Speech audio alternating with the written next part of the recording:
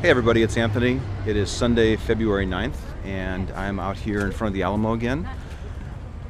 I did not come out last weekend for San Antonio. The weather was just really bad. It was very cold, rainy, as well as windy, and the wind doesn't make for good audio.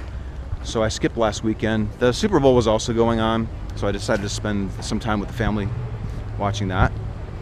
But I am out here today, and I do also want to add how great Twitter is. I was able to ask Peter Boghossian a couple of questions, and then within 10 or 15 minutes he wrote me back, gave me some great advice to help me with my street epistemology.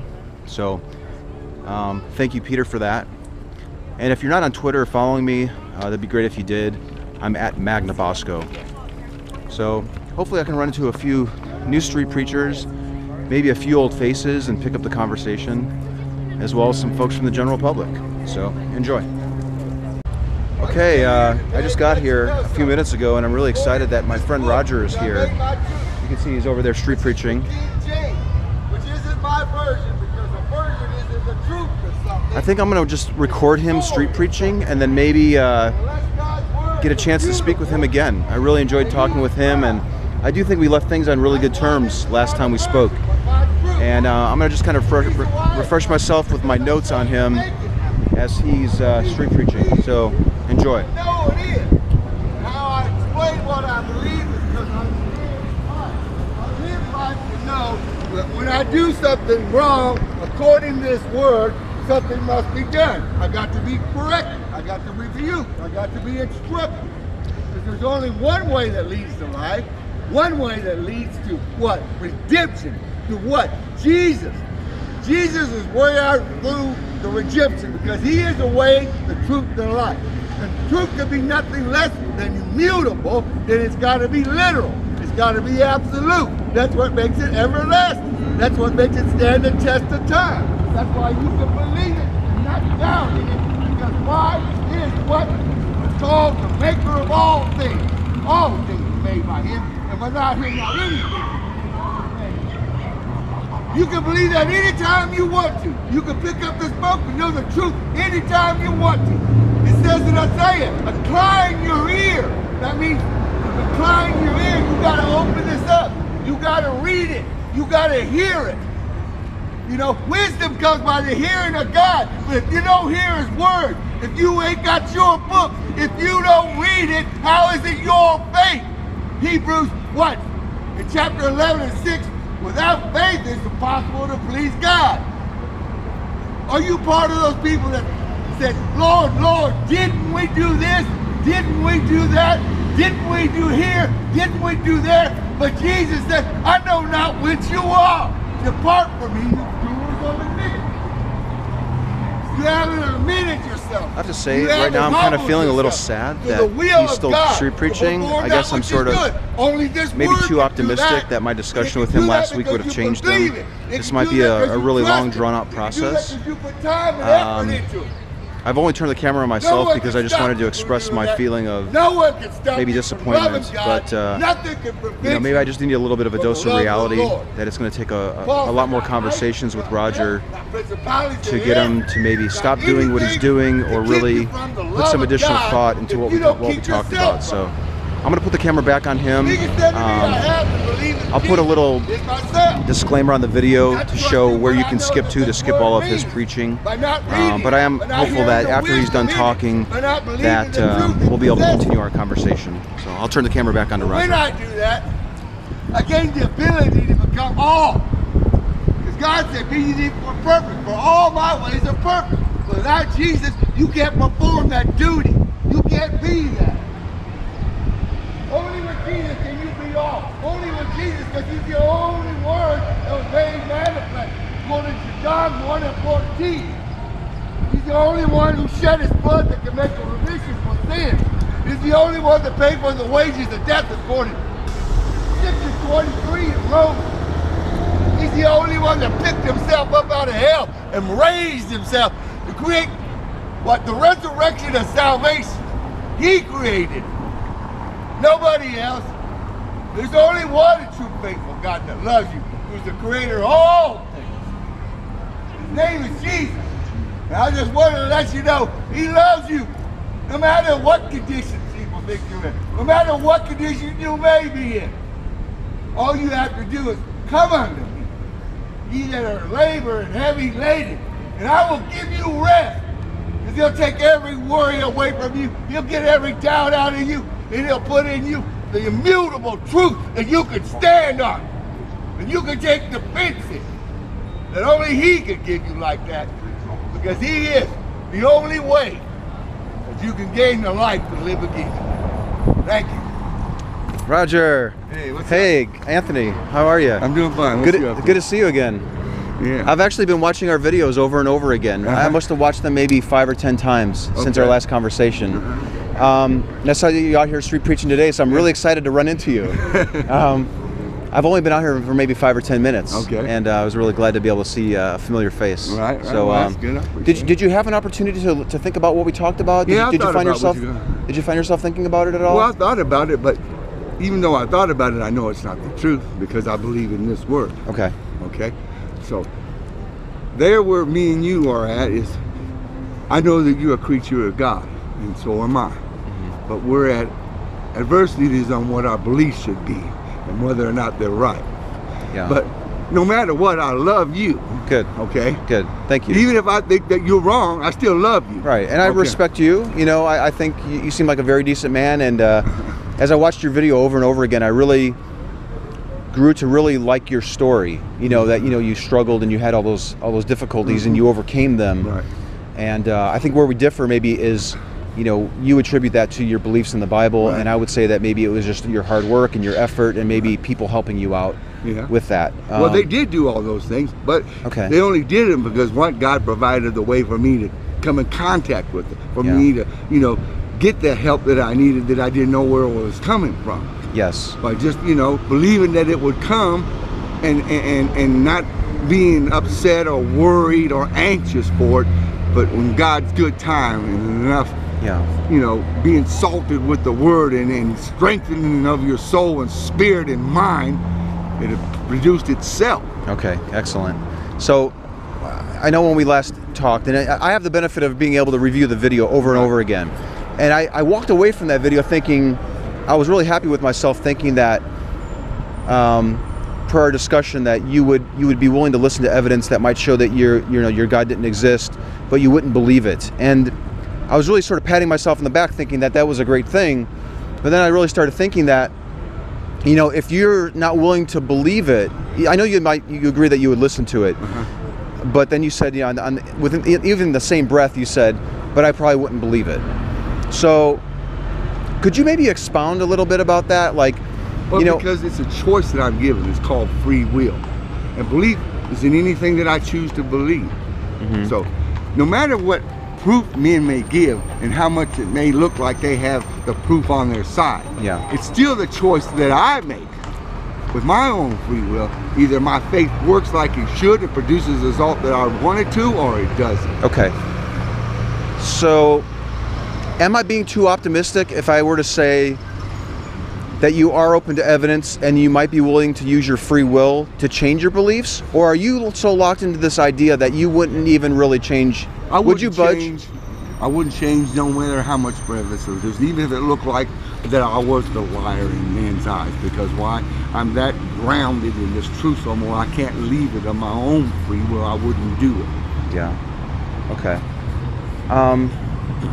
Let's go back to that time that you were, doing drugs, and you said rock cocaine and then powder cocaine. I think you were very specific about the type of cocaine. I don't know much about cocaine, but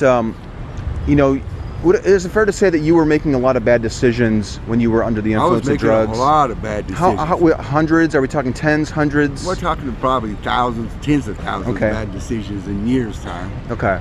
So if you're making all those decisions and then, you suddenly decided to start believing in the God of that Bible, right? Is it possible that you were just making another decision in a string of bad decisions? Well, it was not. because it wasn't so much a string of bad decisions. It was the only decision that I thought that I could make that I could be right at anymore. Yes, but if you're making all these bad decisions and distancing yourself from your family and losing a great job and taking drugs and maybe stealing from Walmart to get food like you used before, you know, those are, I would say that those are a lot of bad decisions. Yes, they are. And then you woke up one day and said, you know what, I need to start believing in the God of the Bible and the Christian God and specifically the King James Bible.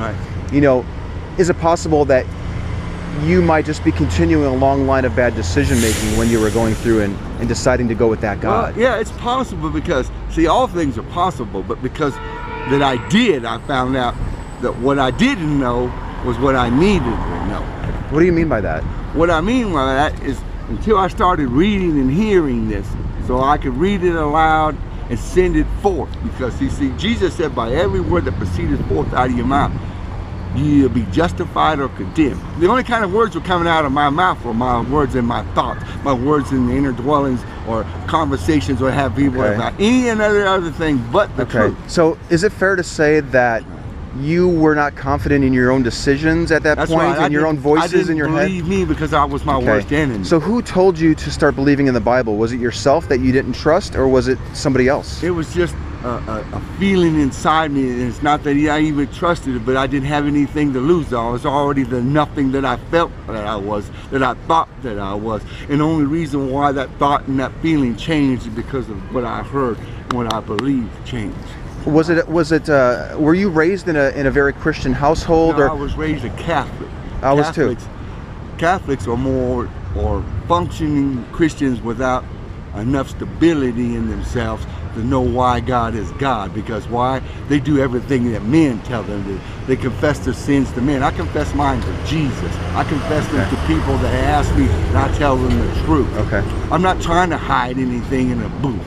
Because we're not supposed to hide the truth. We're supposed to be a testimony to a record. Which is why you're out here today. That's right. And I don't think I've ever, and I've only been doing this for a short time. I don't think I've ever run into Catholic street preachers.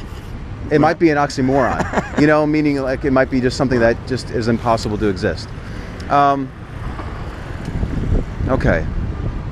Let me ask you this. Are you infallible? Like, I know the Catholics believe the Pope is infallible. He's imbued with certain characteristics where he can't make a mistake. Well, I know that Protestants or most Christians don't believe in the Catholic doctrine that says the Pope is infallible. But are you infallible? Are you capable of making mistakes? Yes, I'm capable, but the Word isn't. How did you know that the Word is actually true and accurate if you're capable of making mistakes? Because Paul said, for I know in me, that is my flesh dwelleth no good thing. What? For the will is ever present with me. I can make up my mind whether I'm right or wrong anytime I want to. God doesn't take my will away from me, but it's what's presented.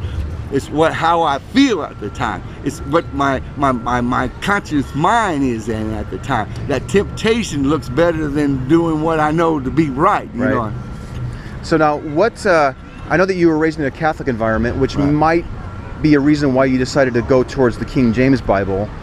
But why didn't you, when you woke up that morning and said, you know what, I'm done with drugs and I need to change my ways, and you were glancing around the room, hypothetically, you know, deciding which doctrine to follow.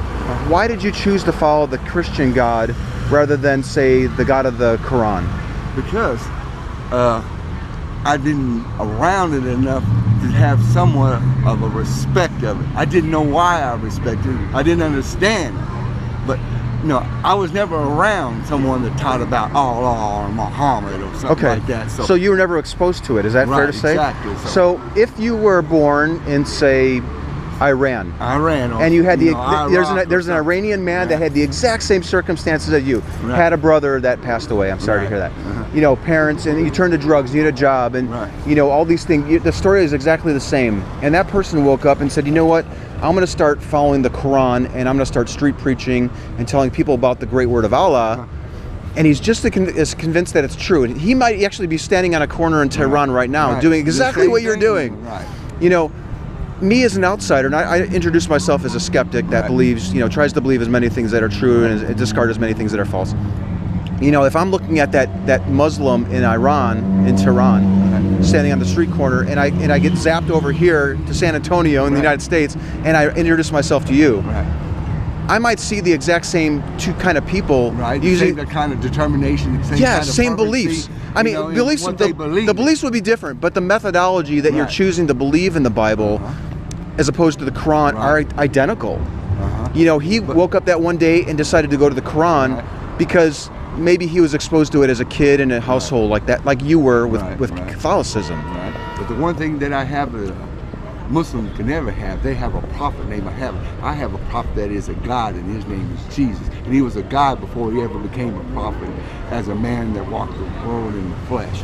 So he left his place of glory. And Muhammad never had a place of glory. He believed in glory. Yeah. So to take that hypothetical example again, if I were to get zapped back over to Tehran, Iran right now, and that man would say, probably in Farsi, but he would say, you know what, the Christian God didn't go up to heaven on a winged horse. My prophet did. So my Quran is actually more true than their Bible, and I'm willing to go and die die with that belief. So that's where we differ. And right there is that's the straight and narrow line that decides what believers in. What they choose to believe, that's going to be functional in a realm that we're going to live in after this body dies, or it's not. And I mean functional because that faith either going to work that they have that they believe in with, or it won't. But they won't know that. But that man and you are making the most fundamental decision, the most important decision of your life, really, and your afterlife, based on your environment. You know, he was raised in Iran, reading the Quran as a kid, and then you were exposed to Catholicism. You know, you guys are both identical in that point, and we kind of hinted at this last time before. You know, if the Muslims using faith to believe in their God, and the Mormons believing faith to believe in their God, and the Christian is using faith to believe in their God, someone might be wrong. Now, it's quite possible that they may all be wrong. Yes. What do you think about that, sir? Well, that's what I did. If I'm going to believe in the immutable truth, then I got to get rid of that possibility, because why? It can't be immutable. What is this? I've heard you're just up here street preaching and talking about this immutable truth. So, can you? I've never heard that before, and I really like to understand. Where there are two things that are immutable. God cannot lie. Immutable means like means it can't be refuted. You can't put anything against it. Irrefutable. Right, irrefutable. Okay. It's proven with nothing but precise, exact proof. Interesting. So you're talking about proof now, which is really what I, as a skeptic, and many skeptics really need to live their lives. Right. But as a Pharisee, they seen Jesus heal men that were dead 4 days, cleanse leopards, heal the blind and the lame. So seeing miracles done so someone can decide whether or not you have the power of God doesn't prove that you have faith in. You saw something done that was wonderful, and yet the very same people that saw that were done, Nicodemus being the Pharisee, saying, we know thou art a man of God, but he had to come by night. This actually reminds me of the Bible story of Thomas, where he saw Jesus, he stuck his hand in his side. He refused to believe. Thomas is an interesting story because he was hanging around all those 11 other apostles, and they all told him the truth. But he still refused to believe Jesus' story. And you know what Jesus said he did? Come here, Thomas. Stick your hand in my wound, so you may believe. So why does Thomas being faithless? He told him. Yes, and he actually chastises Thomas for demanding evidence. But he didn't stop loving him. Okay. So that Muslim, that Christian, that Mormon, some of them, it sounds like, don't need faith, that they should just rely on faith only and not evidence. Well, it's not that they should rely on faith only, but you could only go so far. You can't tell me what all means. I can't tell you what all means, but we could tell you what we know that we prove that all means.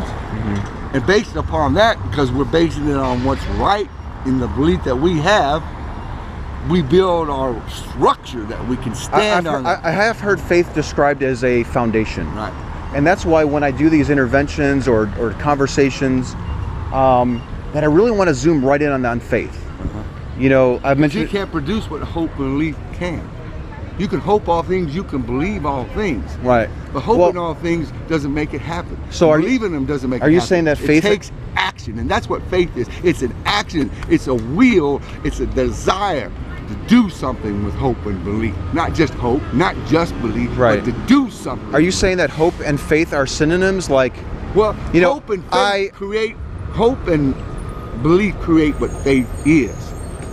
what do you mean by that? I mean that because we hope, because we believe, then we knew when we started to incline our ear and we did the action. We took the time to read. We took the time to study. Yeah. In 2 Timothy 3:16 it says, study to show yourself approved unto God. Okay, so A then, workman that needeth not be ashamed. Why? Because why? It's your work. It was your time. Yeah. It was your effort. so let's zap back to Tehran, Iran again, and that individual standing on that street corner is pointing to, you know, a very similar verse in the Quran saying, you know, faith is important. It's the pathway to getting to Allah.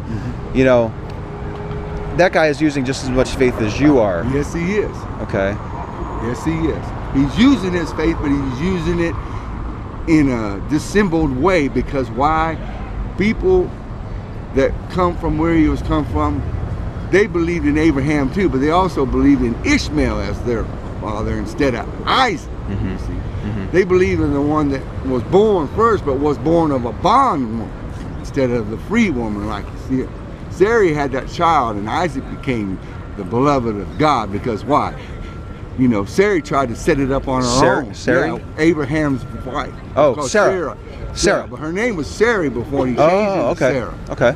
Okay? Interesting. And so, when she tried to get an heir because her womb was barren, she told Abraham to go in under Hagar.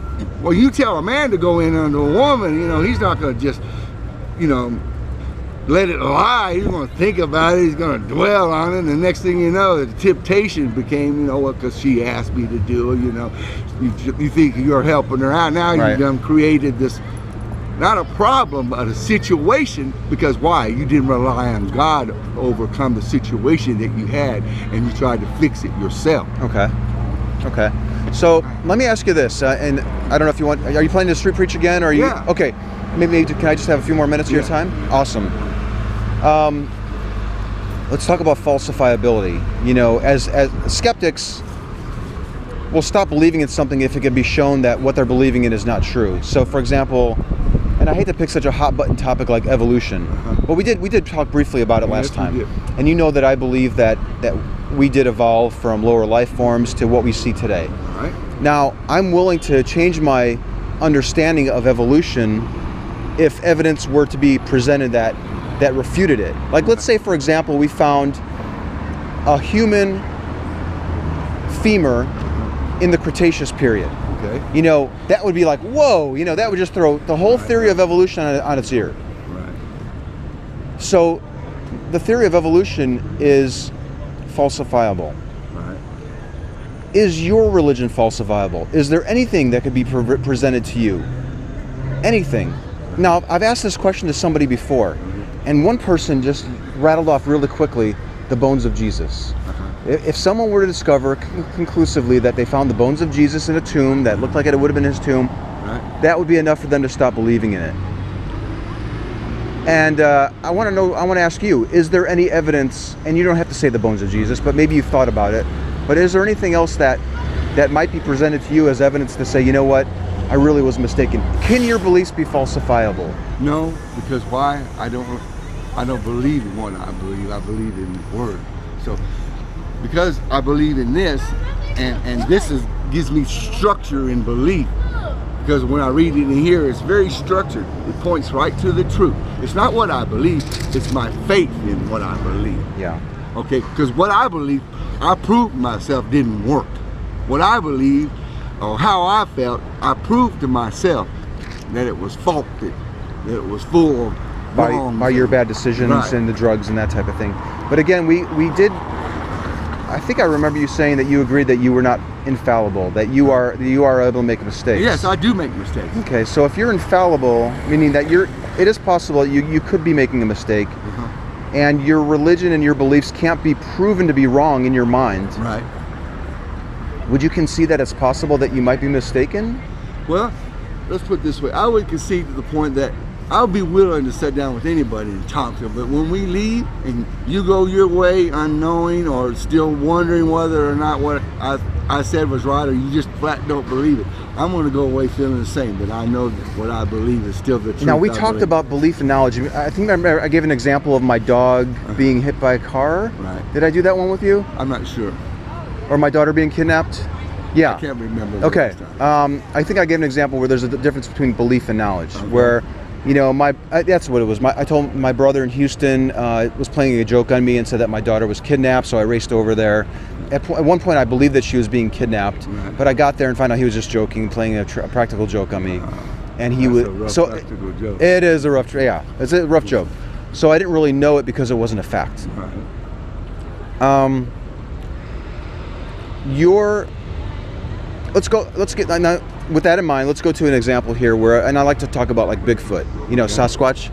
You know, we don't think a Sasquatch exists, but let's just say that we find out on the news tonight that 3 have been captured and they're being held in a zoo in Philadelphia. Well, then we know we're wrong for sure then. Okay, but to take your hypothetical, you know, you strongly don't believe that there's a Bigfoot right now. Well, I don't know if there is, so I can't. Right. I can't speak for sure. Yes, yeah, but let's say in this hypothetical example, we do find 3 Bigfoot. They're in the zoo now, and we can actually go and see them. Right. I would be willing to turn on the news or maybe fly to Philadelphia and go view them. To continue your example here, you might be willing to take that flight with me to Philadelphia and look there and see them. Right. But you're not willing to change your mind, even though you'd be presented with the evidence. Right.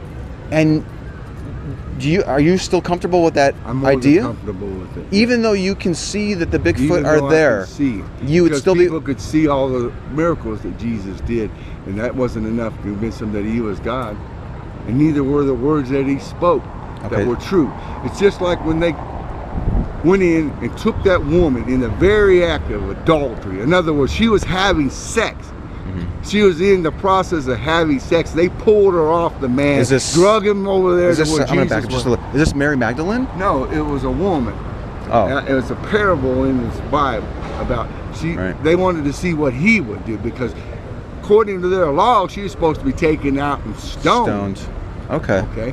But when she brought him before Jesus and they asked him that question, what do you say? And he started to write on the ground, and they kept on asking the question, what do you say? And he looked at them and let the first one of you without sin cast the first stone. Yeah. And all those lawyers and all those people that had those beliefs, when that guilt hit them, what happened? They filed out of there, and when he looked up again and he saw that woman standing by, he said, woman, where are thine accusers? There are none, neither am I. Even though Jesus knows that he's the law, he's greater than the law that he is. That's why he had to provide the way, because he knew us from the beginning of the foundation of the world. He knew our faults. He knew how fragile our flesh can be. He knew how misguided our thoughts can be by information that we see from people that they think are right. But we got to either know that we're right or we don't. Yes. So I know that you're convinced that your Bible says that, and that those parables are true, and that the authors that wrote them actually met Jesus and their first-hand accounts. You know, biblical scholars that study this stuff really don't think any of the writers of the New Testament met Jesus, that they were written years and maybe decades after his supposed death. And it seems to me that you're putting so much weight in this book, and that even if you be presented with evidence that, let's say, the bones of Jesus, or you know, you can actually go to the zoo and see these creatures, that you would still be willing to ignore it and go with your beliefs despite all the evidence. Despite all the evidence, exactly. Why? Because I can, and I will. If you do or die like that for me, I made that up in my heart. So no matter what, I'm going to stick with Jesus, and if it's wrong, then I'm going to go to hell. Is it important to you that what you believe in is true or not? Yes, that's important. Okay, because it makes that much difference in what, when you preach it with that feeling, when you believe it without what? Any uncertainty. Whether you can prove it or not, or convince someone or not. Jesus couldn't convince the Pharisees, and they were what? Scribes and lawyers. So I understand that, you know, standing out here on the corner where complete strangers will walk up and hug you. Right. I've seen it happen. They'll pat you on the back. They might offer you money. You know, they give you a high five. They say, "Amen, brother." Right. You know, there's a whole clique of street preachers that are out here that I think you're a part of, or you know, you probably know them by name. I understand the importance that a human places on acceptance, and that it's reassuring when all these other people will say, "Hey, you know, you're doing a great job," and they're giving you that positive reinforcement. You know, but it doesn't mean that what you're saying is actually true. It doesn't mean what you say is true if you don't believe it, but I do. I'm completely convinced that you believe it. Right. And I'm not convinced that it's true because I haven't seen any evidence for it. And I understand that, and that's why I pray for you and people like you every day, that God will do you like Paul, and right in midday shine a light about you so bright you'll look up and say, "Who art thou, Lord?" Right. I actually was reading about that, and some people were suggesting that bright light could actually be the devil. That we don't even know that was really Jesus, that it could have been the devil, because the devil's supposed to be coming in a bright light. But Paul was a zealot Pharisee of the strictest set, he said it himself. But he counted that preaching of what? Or that teaching of Gamaliel as dumb, he said, right? All that he knew that he thought was right. Okay. You mentioned prayer a little bit. You know, I'm not convinced that prayer actually works. Now, I know that you said that, I think you just said that you would pray for me, or you're hopeful that it would change my life, and I might stop being like Thomas and asking for the, you know, the unrefutable proof. I want the unrefutable proof. You know, I'm a skeptic, and that's just how I am. You know, I won't believe in your book of the Koran or the Watchtower or the Bhagavad Gita. Okay. You know, I need evidence for it. And I think that's praying for God to give you that evidence. So let's talk about prayer a little bit, because I'm not convinced that it works. Okay. You know, you're praying for me that I'm going to change my mind. Yes. How would you know? Let's say that we never meet each other again, and I go the rest. You know, how would you know that your prayer worked? Let me just. How would I know if our prayer worked? Yeah. If I see you in the beam of judgment and you get on the right hand side of So we would both have to die, and you would have to see me. in the beam of judgment. Is there anything in this life that would be feedback to you that your prayer actually helped me out, either one way or the other? The Holy Ghost would let me know. Okay, so let's just say 3 years from now, I turn to Jesus and I'm like, you know, those conversations with Roger just changed me. And I'm going to start believing in a God, and specifically the Christian God, and specifically the one in the King James Bible. You know, you wouldn't get that feedback that you've actually helped me out. No, I wouldn't. But you know what? I get the praise of God when I got to stand before Him, because I was literal and absolute in my belief. And when I was trying to convey how I feel and explain it well enough to the best of my ability without ever doubting it. Because see, doubt was what causes all those things to fail or come short of the glory of God. So you're saying, again, you'd have to wait until you pass before you'd know for sure. Now let's just say conversely, 3 years pass and I'm hit by a car and I die, and I've never been convinced that a God exists. Again, you wouldn't get that feedback in your lifetime that I didn't get converted and your prayers didn't work. Right. Because I don't expect them not to work ever. But I let them be the way God intends on them to be. And whether they have the effect that they should or not, but let them try to have the effect, and putting no hard, no bars, no misconception, none of my thoughts of how I feel or what I think hold you back. It's blessed is the man who walks not account the ungodly. And I can't stand in the way of a sinner. I've been a sinner. So I can't be your judge. Judge not, and thou shalt not be judged.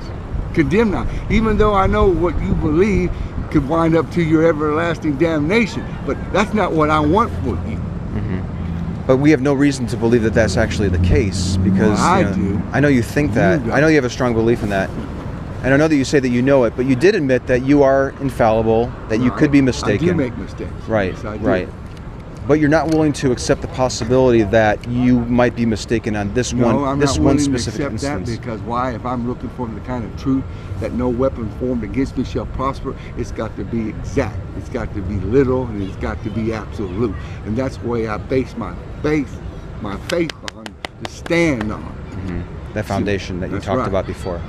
Okay. Okay, I think we should probably wrap it up. And you know, let me just ask you, there's maybe just one more question before you get street preaching again. Let's see. How often do you use faith? And forgive me if I asked you this question once before. But did you use it just once to decide, after those years and years of using drugs and losing your family, I'm going to start using faith to believe in this God, or do you find that you're using it quite frequently? I use faith every day because, why?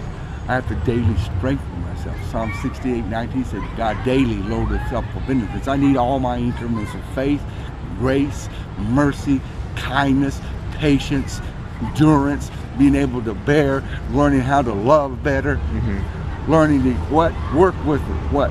Free will gifts of the Spirit. What is that? Love, joy, kindness, long suffering, faith, goodness, gentleness, meekness, temperance. Of these, there's nothing wrong, because you don't do no wrong. It's such a wide net that you're casting, and you're calling faith.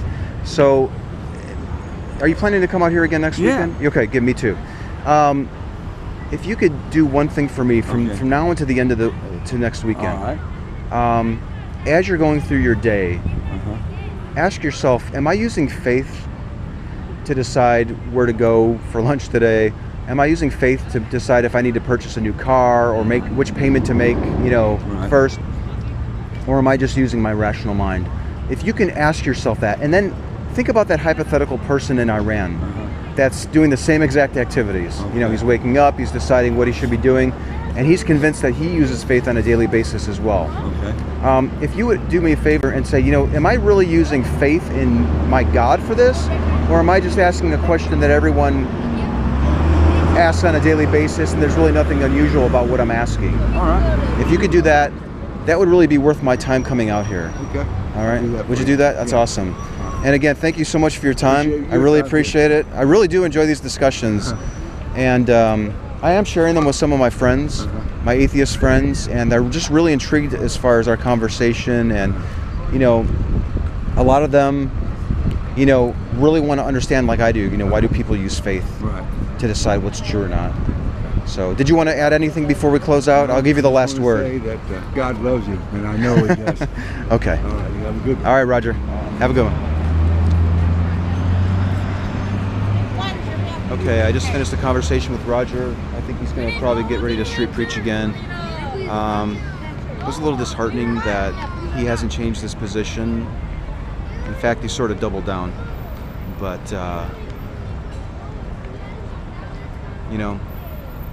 that's what it is, I guess. I'm going to try to, think about this, and I'll probably end up watching this video several times to figure out, what my next plan of attack might be.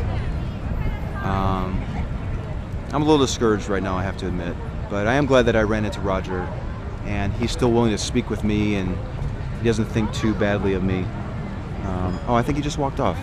Okay, yeah, he did. He just walked away. Well, maybe he's done street preaching, so you can probably barely see him in the coat. He's walking off, and hopefully he's thinking about our conversation, and we'll pick it up again next week.